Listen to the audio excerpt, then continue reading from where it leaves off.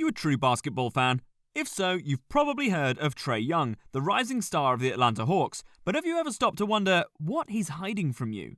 In this video, we'll dive deep into Trae Young's game, stats, and personal life to uncover the truth behind his success.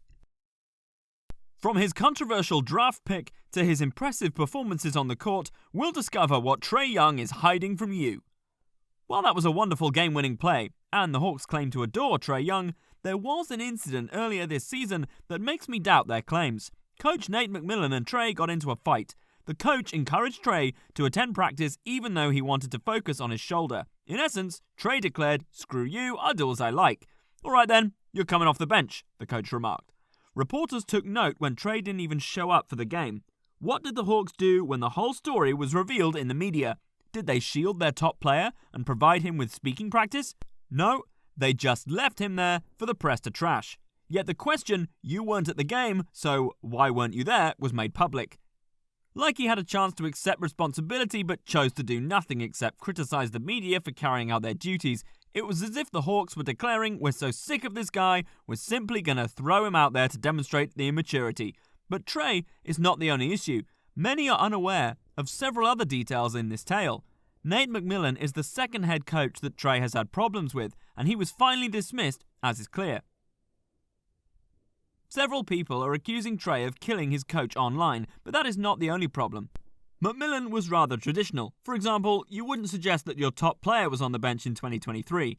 Trae, though, has conflicts with some of his teammates. He and John Collins reportedly argued over sharing the ball 2 years ago, according to a leak. So when John Collins was reportedly interested in a trade, I thought, man, that guy's a diva. Nonetheless, I was taken aback by what Kevin Huerter said when I heard it. "You'll never meet a nicer person than John. John, for instance, comes from a military background. He is pleasant, and I appreciate that. He shakes hands with everyone, including the head coach, equipment managers, and security personnel. Like, John is the kindest person, but for some reason, everyone keeps bringing him up as the issue, or he keeps saying things that are rarely true. I was shocked when I heard it and thought, wow, that's not all." Nate McMillan said upon his dismissal, "We as participants must be held responsible. Holding males on this team responsible seems to be the place to start. We're not in college anymore. This is the NBA." It does sound like a family of soldiers. What, however, did Trae say? He remained silent. He snubbed the press conference. He was the lone significant participant who failed to appear and respond to inquiries. How is it even conceivable that he represents the franchise? When given the chance to act like a mature leader and mention the head coach being sacked, he leaves by the back door instead. To be fair, he did address it later, but he did not do so until after the initial media flurry had subsided. But it's not simply a matter of popularity. It's not necessary to be well liked. Kobe exhibited this. Free agents don't want to play alongside Trae Young, according to this. They are stating this. He had the impression of being one of those basketball players who just say, "Dude, just want to hoop." Yet the only ones who do so also create issues. They just don't want to answer for their actions. It's like those folks that put "I detest drama" on their profile, like drama-free individuals never say things like that. Simply said, it's not part of their lives.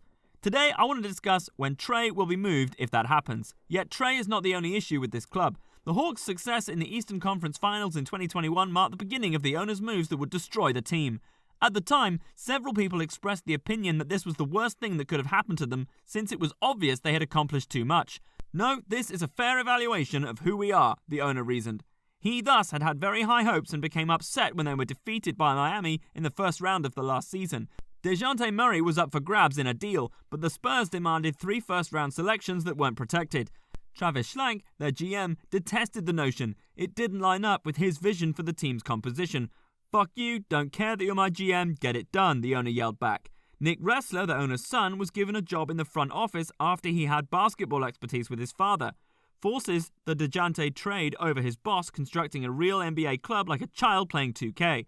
They were obliged to move Kevin Huerter, who'd been excellent for the Hawks, as a result of that agreement. Of course, the owner fired someone when things become sluggish. I forgot, the GM. Indeed, the GM wasn't flawless. He is the one who exchanged Luka for Trae Young and said that he believed Trae will become the next Steph Curry. Yet 3 other reputable front office staff members were hired in his stead after he was let go. GM Laundry Fields is 34 years old and has never held the position before. The owner's son, Nick Ressler, is now 27 years old. Kyle Korver, the deputy general manager, is a fantastic player but has no prior front office expertise.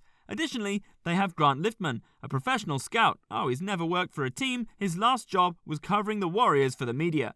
Additionally, the company employs a cap expert who also happens to be a close family friend of the owner's son. I'm not saying that these guys won't develop into outstanding basketball minds, mind you. They might turn out to be very prosperous. All I'm trying to say is that if I were a Hawks fan, that would make me very anxious. DeJounte Murray's future would also be affected, as he is eligible to become a free agent in 2 years, and losing him would be disastrous given all the picks they had given up.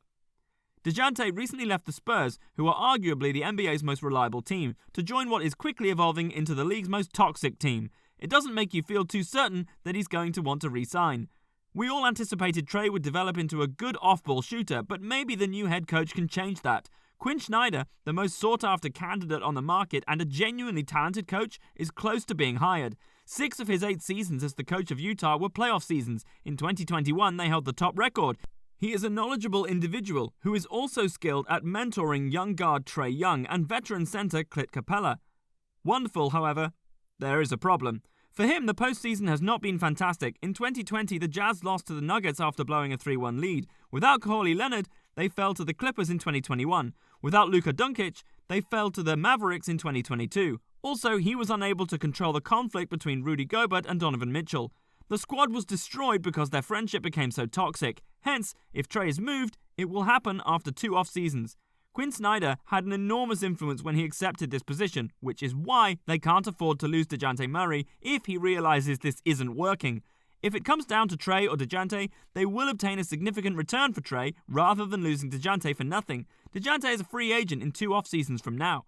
Speaking of Kawhi Leonard, the Clippers did defeat the Jazz in 6, but he has returned and is in fantastic shape. So why did the Clippers then sign Russell Westbrook in a state of panic? The NBA as a whole is terrified of Kawhi because of the way he is playing, but something is wrong in Los Angeles on a deeper level.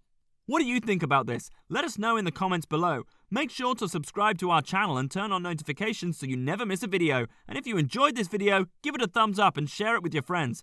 We'll keep you updated on all the latest news and updates on Lonzo Ball and other NBA players, so stay tuned for more content. Thanks for watching.